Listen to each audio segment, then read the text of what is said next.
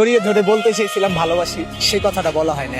ভালোবাসার মানুষটাকে কখনো ভোলা যায় না, কারণ ভালোবাসা তো ওই মন থেকে হয়। ভুলবো কিভাবে এটা বলেন। লেখাপড়া বন্ধ হওয়ার কারণ হলো একটি মেয়েকে অনেক পছন্দ করতাম, তাই আসলে মেয়েটাকে আমি ক্লাস 1 থেকে অনেক পছন্দ করতাম। ওই লেখাপড়া ছেড়ে দিয়েছিল, আমি ওর জন্য লেখাপড়া ছেড়ে দিয়েছিলাম, কারণ ওকে ভালোবাসেন।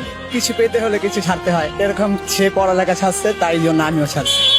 সে এখন আছে কিন্তু কথা বলে না, ভুল বুঝাবুঝির কারণে। একটি ছেলের সাথে সবসময় কথা বলতো, তো আমার তো সেটা সহ্য হতো না, কারণ আমি তো ভালোবাসি। পরিমাণে আমি ওকে বলছি যে ওই ছেলের সাথে কথা বলো কেন। আমি বললাম তোমার জন্য আমার লেখা পড়া সব ছেড়ে দিলাম, আমার ভবিষ্যৎ আমি অন্ধকার করে, তুমি আমার জন্য কি করলা? বিনিময় তুমি আমার ধোকা দিলা। তৃতীয় ব্যক্তি যারা আছে তাদের উদ্দেশ্যে কি বলবো ভাই, তারা মানে ভালোবাসাটা ভাঙতে জানে। প্রথমে দেখায় যে আমি ভালোবাসি, মেয়েদেরকে যেভাবে পটানো লাগে, টাকা পয়সা দেখায়। আসলে ভালোবাসা তো আর টাকা দেওয়া হয় না, ভালোবাসা হলো ভাই মন থেকে। আবার মেয়ে হলো আমাকে উপরে উপরে ভালোবাসে, কিন্তু আমি তো মন থেকে ভালোবাসি। আমার অনেক কষ্ট হয়, কিন্তু তার তো কষ্ট লাগে না, কারণ সে তো আমাকে ভালোবাসে নাই, আমার টাকাকে ভালোবাসে।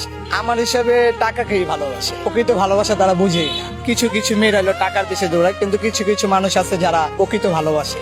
দ্বিতীয় এক ব্যক্তি এসেছিল, কিন্তু সে 6 মাস আমার সাথে রিলেশন করছিল, 6 মাস পরে আমাকে ছেড়ে দিয়েছে। সেটাও মনে করেন এই টাকা নিয়ে বিষয়। কিছু টাকা আমার কাছ থেকে চাইছিল, কিন্তু আমি দিতে পারি নাই, কারণ আমার অবস্থা অনেক খারাপ ছিল। প্রথম মেয়েকে ভালোবাসছিলাম, সারার সাথে সাথে আমি কাজ কাম সব ছেড়ে দিয়েছি। ঠিকভাবে খাবার দাবার খাইতে পারি না, ঘুমাইতে পারি না, যার কারণে আজকে চেহারার এই অবস্থা।